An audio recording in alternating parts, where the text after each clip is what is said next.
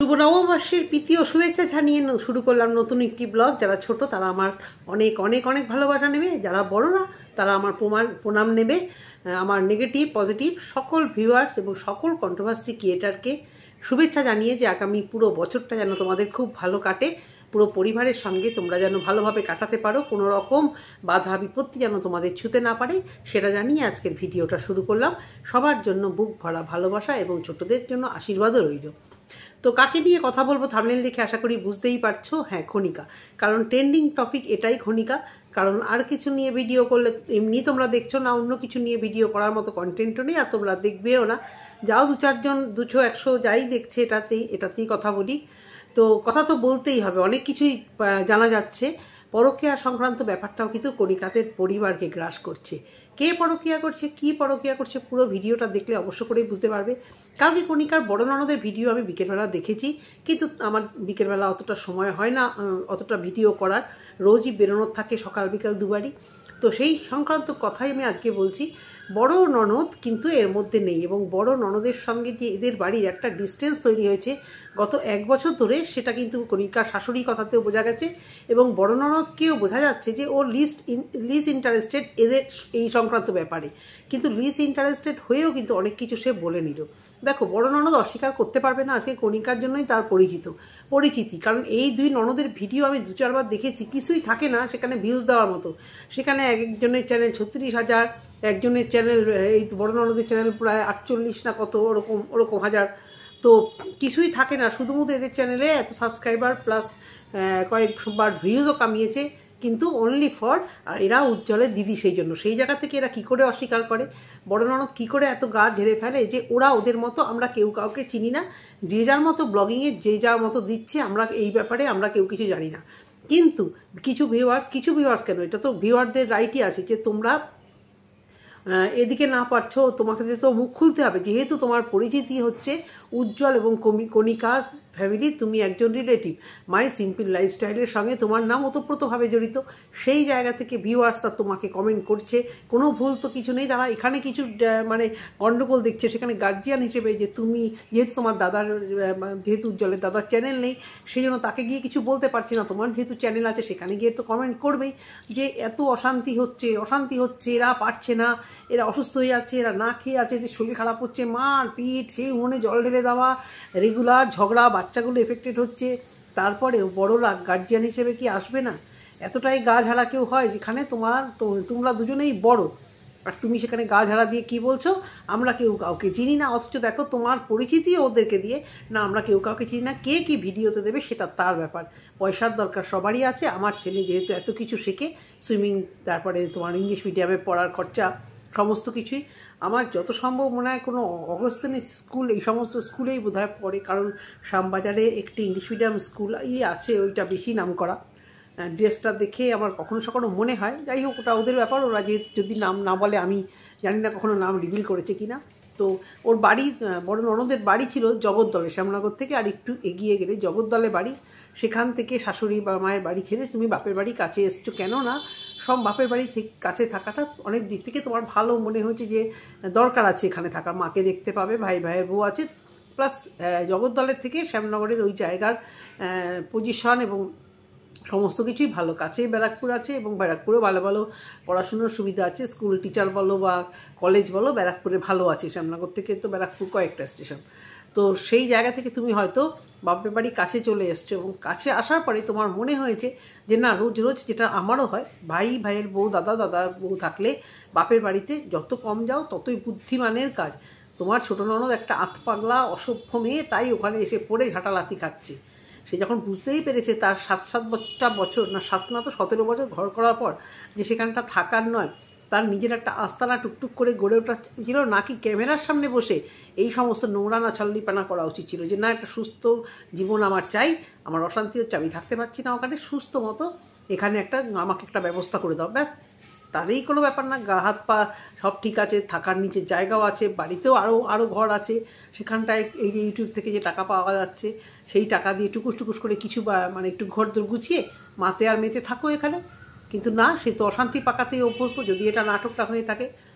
অনেকেরই মনে হচ্ছে যে ওদের ফ্যামিলিতে সত্যি অশান্তি হয়েছে, ওর ভালোবাসার ভিউয়ার্সরা ওরা খুব কষ্ট পাচ্ছে, সেই জন্যই তোমার কাছে গিয়ে কমেন্ট করেছে যে ওদের বাড়িতে অত অশান্তি হচ্ছে। প্লাস মুড়ো ঘন্ট রান্না করার পরেও তোমার কাছে বাজে কমেন্ট গেছে যে তুই বসে গিলছিস, মানে কিছু ভিউয়ার্সের এটা একেবারেই ঠিক না। তুই বসে গিলছিস আর ওরা না খেয়ে আছে, মনে কি হয়? তোমার কথা অনুযায়ী ঠিকই তো, তুমি তো আজকে অনেক সত্যি কথা, অনেক কিছু গোপন কথা বলে দিলে। মুড়ি ঘন্ট খাও বা যা কিছু খাও, ওরা না খেয়ে আছে? কোনো মানুষ চলতে ফিরতে মানুষ ঘরে চাল ডাল থাকলে না খেয়ে থাকে? যেখানে উজ্জ্বল অসুস্থ, আয়ুষ্মিতা একটা ছোটো বাচ্চা, কোয়েল একটা ছোটো বাচ্চা, সেখানে শাশুড়ি মা বয়স্ক, এরকম ব্যাপার দেখে কেউ না খেয়ে থাকতে পারে? ওরা বললেই আমরা বিশ্বাস করবো? নাটক করার কোনো জায়গা পাচ্ছে না ওরা।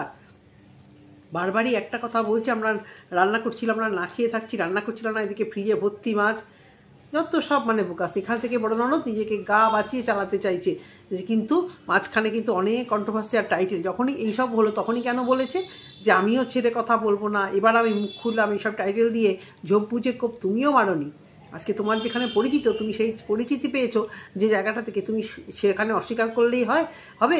তুমি ওই রায় পরিবারের মেয়ে, যে পরিবারের বউ, সেই পরিবারেরও যেরকম তোমার একটা সেই পরিবারের পরিচিতি আছে, সেরকম তুমি ওই রায় পরিবারেও তুমি বড় মেয়ে, সেই ব্যাপার, সেখানেও তোমার সেই পরিচিতিতেই তুমি আজকে আছো। আর ভিডিওতে, ইউটিউব জগতে তোমাকে চেনেই সবাই উজ্জ্বলের দিদি, কণিকার বড় ননদ হিসেবে, সেখানে তুমি গায়ে হাত পা ঝেড়ে দিচ্ছ। কিন্তু অনেক কথা, মেয়েটি খুব ভদ্র ও সভ্য, এবং ও এই ক্যাচালের জন্য, নিজের গা বাঁচিয়ে থাকার জন্য, দেখো কাজের বাহানা দিয়ে শ্বশুরবাড়িতে, বাচ্চার পড়াশুনো দিয়ে শ্বশুরবাড়িতে না, বাপের বাড়িতে না যাওয়ার বাহানাটা এই যে তোমার মতো আমিও দেই। কারণ বেশি যখনই না যাওয়া হয় তখনই ওই বাহানাটা দিতে হয় যে আমার এখানে শ্বশুরবাড়িতে প্রচণ্ড ব্যস্ততা, আমার নিজের সংসারে বাচ্চাদের পড়াশুনো বা নিজস্ব কাজবাজ করে সময় পাই না। কিন্তু যদি ইচ্ছে থাকতো, যদি সম্পর্ক সেরকম থাকতো, আজকে দীর্ঘদিন তুমি ওই বাড়িতে সেভাবে যাও না। তোমার বাড়ি থেকে ও বাড়ি বেশি দূরেও নয়, এটা সত্যি কথা। বড় ননদ কিন্তু সত্যি বেশি যায় না, কারণ বুদ্ধিমতী মেয়ে, ওখানে গিয়ে ঝামেলা সৃষ্টি করার থেকে সম্পর্ক যত দূরে থাকে তত ভালো থাকে।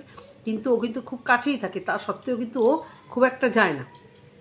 সেক্ষেত্রেও দেখাচ্ছে কি না আমার নিজের সংসারে ব্যস্ততা, কিন্তু ব্যস্ততার থেকেও বড় কথা হচ্ছে যে তার সঙ্গে একটা বিশাল অশান্তি হয়েছে, বিশেষ করে বোনের।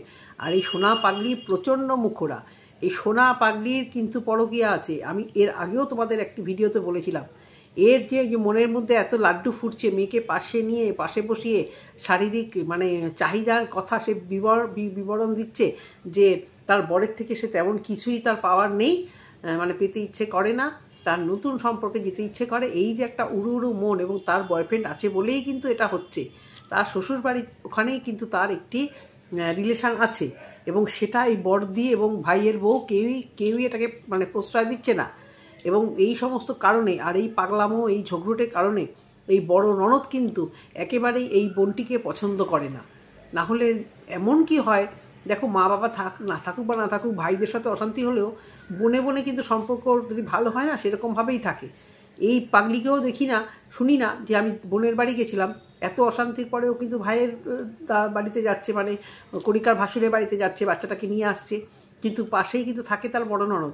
কেন তার বাড়িতে যাচ্ছে না, কেন তার বাড়ি থেকে কোনো খাবার আসছে না, এই জায়গাটাই খুব ক্লিয়ার যে অশান্তি দুই বোনের মধ্যেও চরমভাবে লেগেছে। আমরা দুই বোন, মা বেঁচে আছে, কিন্তু কখনো মনে হয় না যে কিছু একটা কথা দিদিকে না শেয়ার করে পারি। হয়তো অনেকটা দূরে থাকে, আমি একদম কলকাতায়, আর সে একদম হাবড়াতে, তার দেখা সাক্ষাৎ হয়তো হয়ই না, যেহেতু দুজনেরই ওয়ার্কিং একটা জগৎ আছে, দুজনেই খুবই ব্যস্ততার মধ্যে থাকি, দেখা হয়ই না। এই 6 মাসে 9 মাসে দেখা, কিন্তু তা সত্ত্বেও এই না যে মুখ কালাকালি বন্ধ, বা আমার বাড়িতে কিছু হলে বা আমাদের কিছু হলে ও এসে উপচে পড়ে এখানে আমাকে কিছু বকা ঠকা দেবে না আমার ভুলভ্রান্তি দেখলে। সেই অধিকার থেকেই তো বড় দিদি বকা দেবে। আজকে বলছে আমি যাব, ওরা কেন আমার কথা শুনবো? ওরা কি বাচ্চা না হোক, অনেক সময় বাচ্চাদের কান মুলে শাসন করা যেরকম যায়, সেরকম ছোট ভাই বোনদেরও কিন্তু বড় হয়ে গেলে যখন দেখছে তারা বিপথে যাচ্ছে, অন্যরকম কিছু করছে, যেখানে তোমারও মান সম্মান জড়িত আছে, কারণ তোমার বাচ্চাও স্কুলে যাচ্ছে, তুমিও পাড়ায় মিশছো, তোমার বাচ্চা সাঁতারে যাচ্ছে, সেখানে সবাই তোমাদেরকে চেনে, কণিকাদেরকে চেনে, সেখানে তোমারও মান সম্মান পড়ে যাবে। সেই ক্ষেত্রে যদি তুমি মনে করতে অনায়াসে ওই বাড়ি থেকে এই নাটক থামাতে, নাটক তো বটেই, কারণ তুমিই বললে যে যার চ্যানেল সে কি দেখাবে, পয়সা সবারই দরকার, ওদের হয়তো একটু বেশি দরকার। আমাকেও অনেকেই বলে তুইও এরকম করতে পারিস, তার কি এটা একদম ক্রিয়েট করা একদম জিনিস।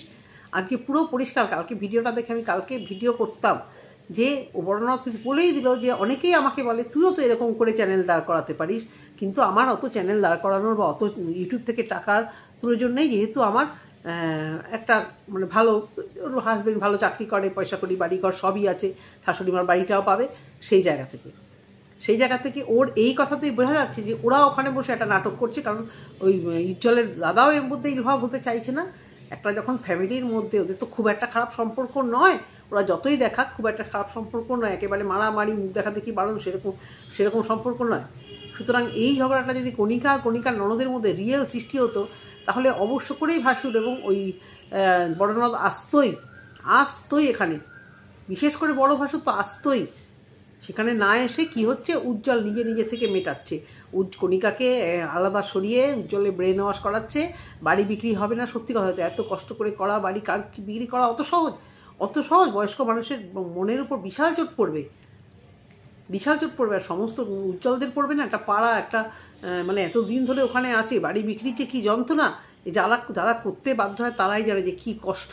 এই একটা তিল করে এক একটা ইট গাঁথা, বা একটা কত কষ্ট করে কণিকার শাশুড়ি কত কষ্ট করে এই ছেলেমেয়েগুলোকে বড় করেছে, কচুরির দোকান দিয়ে। আর কণিকার শ্বশুর কি মানে রাজমিস্ত্রির লেবারের কাজ করে আজকে কত কষ্ট করে আজকে সংসারটা। যাই হোক, একটু ইউটিউব ছিল বলে কণিকা নিজে স্বীকার করলো। আজকে যদি কণিকা বলছে উজ্জ্বল যদি সামান্য আয়ও করতো তাহলে হয়তো ইউটিউব করতো না, কিন্তু এখন এইটাই হয়ে গেছে মেন ওদের, এবং থাকা পড়ার থেকেও চাহিদা বেশি হয়ে গেছে। যতই কণিকা তুমি মুখে স্বীকার করো যে আমার মেয়ের পড়াশুনো আর ডাল ভাত জুটে গেলেই হবে, না, চাহিদাটা অনেক তোমাদের বেড়ে গেছে। তোমরা যা রোজগার করেছো না, তোমাদের ডাল ভাত খেয়ে অনায়াসে চলে যাওয়ার মতো যা রোজগার করেছো, কিন্তু না, সব পয়সা এদিক সেদিক ওদিক খরচা করে এখনও প্রচুর তোমাদের সেভিংস আছে যতই যা বলো, সেখান থেকে তোমরা এরকম একটা নোংরা নাটকের হলে দেখো ভাই, সত্যি চাপা থাকে না। বড় ননদ যদি ভিডিও করতে থাকে না, এরকম অনেক সত্যি বেরিয়ে আসবে, অনেক সত্যি বার হয়ে গেল। ফার্স্ট সত্যিটাই ওটা যে ওরা ওদের চ্যানেলে কি দেখাবে, ওদের টাকার প্রয়োজন, ওরা নোংরামি করছে, ওরা চ্যানেলে যা দেখাচ্ছে দেখো, আমি এর মধ্যে ইন্টারফেয়ার করবো না। এর থেকে তো একদম ক্লিয়ার হয়ে গেল। আর একটা কথাও বললো যে ওরা কি না খেয়ে আছে, এটা তো একদম সত্যি কথা। কেউ কি না খেয়ে থাকে নাকি? কেউ কি না খেয়ে থাকে? মানে হাতের সামনে কি কোনো চালা ডাল ছিল না? হাতের সামনে কি 2 টাকাও নেই কণিকার শাশুড়ি আর কণিকার ননদের কাছে যে খিদে পেটে আমরা বসে থাকবো? সম্ভব বলো তো? সব জ্বালা সহ্য হয়, পেটের জ্বালা কিন্তু অত সহজ নয়। মানুষ বাড়িতে বড় অঘটন ঘটলে, আমার মা বলতো যে মানে মানুষের যখন খিদে পায় না, মানুষের ছেলের মৃত্যু হয়েছে, ছেলের মৃত্যু শোক, কিন্তু মা কিন্তু খাচ্ছে, কারণ পেটের জ্বালা মহা জ্বালা, এটা কেউ সইতে পারে না। আর সব জ্বালা সহ্য করা যায়, না ঘুমিয়ে তাও থাকা যায়, না চান করে থাকা যায়, কিন্তু না খেয়ে থাকা যায়। আর এরা কি বলছে, ক্যামেরার সামনে রোজ এসে নাটক করছে আর বলছে আমরা রোজ না খেয়ে আছি, তোমাকে খেতে দেবো না, ওকে খেতে দেবো না। তো কণিকা আজকে বলছে উজ্জ্বলকে ব্রেন ওয়াশ করছে, উজ্জ্বল এখনও কোনো ডিসিশানে আসতে পারেনি। ডিসিশানে তো আসবে না, ডিসিশানে আসলে তাহলে ভিউজগুলো কী করে হবে, তাহলে এই নাটক চলবে কি করে? একদম পরিষ্কার, কোনো রকম ডিসিশানে এখনই আসবে না। এখনও অবধি আমি সোনা পাগলির ভিডিও এখনও দেখিনি, কিন্তু সোনা পাগলি যে পরকীয়া আছে এটা 100% সত্যি কথা, এবং এই সত্যির জন্যই ও নিজে সংসার জ্বালিয়ে এখানে সে জ্বালিয়ে পুড়িয়ে খাচ্ছে।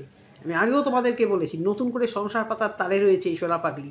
এর যেমন স্বভাব চরিত্র ভালো না, তেমন এর প্রচণ্ড মুখ। যারা পাগলি বলে না, তারা নিজেরাই পাগলি। ওর নাম হয়ে গেছে সোনা পাগলি, কিন্তু হচ্ছে শেয়ানা পাগলি।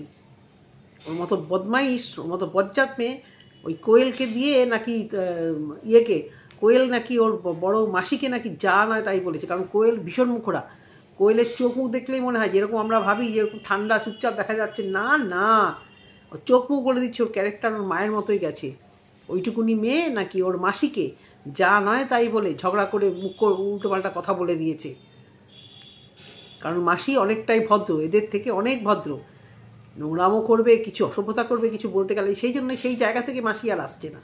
সেই জায়গা থেকে মাসির সত্যি কথার ডিসিশনটা তো ঠিকই, যে বললেই কি শুনবে, বরঞ্চ উল্টোপাল্টা আরও কথা বলে দিল। হয়তো থামাতে আসলো, বলবে তোর কি, তুই এখানে কেন এসেছিস, তুই জান আমরা আমাদের মতো আমাদেরকে করতে দে না। সেই জায়গা থেকে মাসি তো বড় মাসি ঠিকই করছে, কোয়েলের বড় মাসি এবং উজ্জ্বলের বড়দি সে আসতে চাইছে না। আসবে কি করে? কারণ এর আগে কিছু কথা বলতে এসে অনেক উল্টোপাল্টা কথা শুনেছি কণিকার সাথেও নাকি একটু অশান্তি লেগে গেছে, যার জন্য যে শাশুড়িমা বললো না 1 বছর ধরে আসে না। আমার মনে হয় এই বড় ননদই আসে না, 1 বছর না হোক প্রায় 5-6 মাস ধরে তো আসেই না।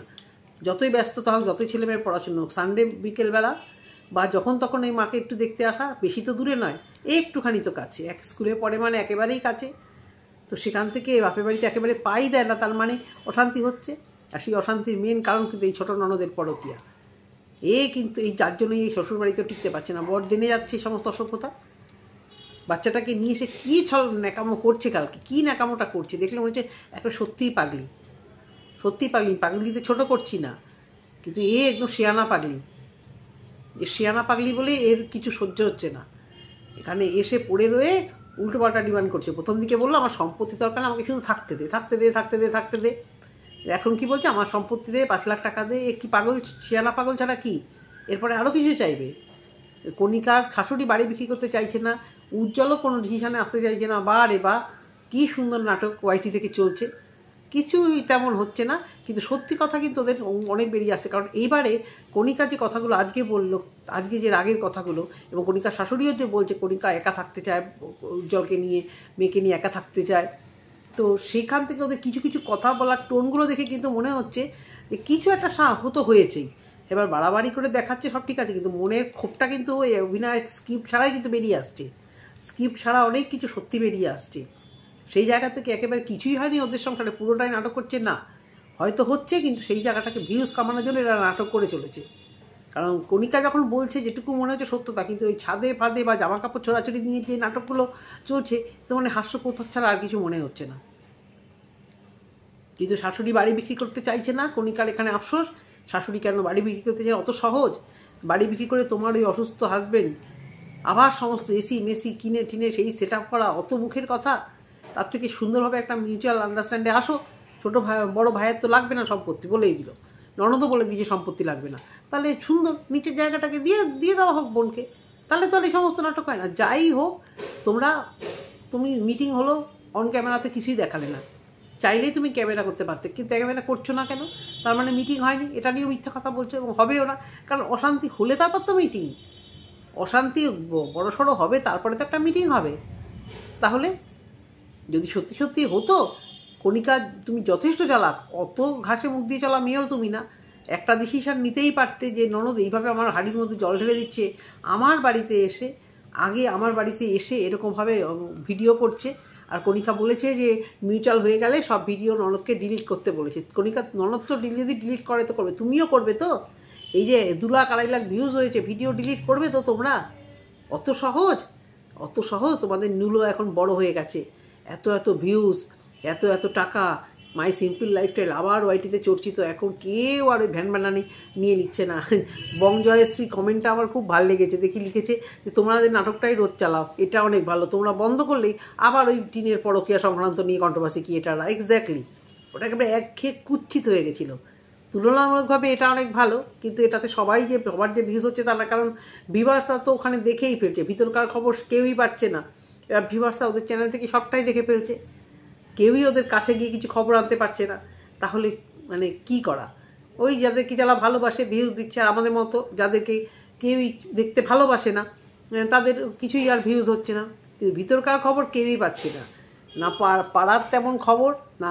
কারণ আমি চাইলে কিন্তু অনেক খবর বার করতে পারি। বারবারই বলছি, শ্যামনগরের আমার প্রচুর জানা আছে, ওখান থেকে লোক প্রায় প্রতিনিয়তই আমার সাথে তাদের দেখা হয়, তারা জানেও মানে কোথায় কি, তারা সমস্ত কিছুই জানে। আমি চাইলে খুঁচিয়ে কিন্তু কী বলতো, খুঁচিয়ে খবর নিই না, নিজের একটা মান সম্মানে লাগছে। যার সাথে মানে যে আসে আর কি, তার সাথে আমার রিলেশনটা এরকমই না। এক তো সে জানে না আমি কন্ট্রোভার্সি ভিডিও করি বা ভিডিওই করি, তার সঙ্গে আমার জায়গাটা, সে আমাকে এতটাই সম্মান দেয়, সেখানে আমি তাকে লাগিয়ে যে ওদের পাড়ায় দেখো গিয়ে কী খবর হচ্ছে তোমাদের ওই পাড়ায়, এটা না একটা মান সম্মানে এসে যায়। মানে আমি পারি না, আমি সত্যি এই জিনিসগুলো পারি না করতে। আর সেটাই বলার যে মান সম্মান বিকিয়ে যে ওয়াইটিতে সম্পত্তি নিয়ে হোক বা জানিয়ে হোক, যারা এই সমস্ত নোংরা নিমি করে, তাদের বুকের পাটায় জোর থাকা চাই। সবাই পারে না এত ডেয়ার ডিপিল হতে, এত সাহস কারুর থাকে না। এটার জন্য একটা সাহস চাই, মানে নিজের পারিবারিক কেচ্ছা ক্যামেরা অন করে রোজকার বলবো, বিশাল সাহস চাই। তার ক্ষেত্রে কী হয় বলতো, পুরো একঘরে হয়ে থাকতে হয়, কারোর সাথে মিশতে নেই। পাড়া প্রতিবেশী ম্যান্ডি যেরকম পাড়ার লোকেদের সাথে খুব একটা মিশে না বলেই কিন্তু ওই নাটকটা জমাতেও সুবিধা হয়েছে, নাহলে পাড়ার লোক সব জেনে যেত। ওদের পাড়া থেকেই, পাশের থেকেই আমাকে খবর দিয়েছিল। তো কে এসে মারধর করেছে, কী হয়েছে, কই আমরা তো দেখতে পাইনি পাড়ার লোকেরা কিছু। এটাই হচ্ছে গিয়ে কথা। তো সিরিয়াল চলুক, আমরাও চালাবো, তোমরাও দেখতে থাকো। যদি ভালো লেগে থাকে অবশ্য করে চ্যানেলটিকে সাবস্ক্রাইব করে পাশে থেকো। টাটা।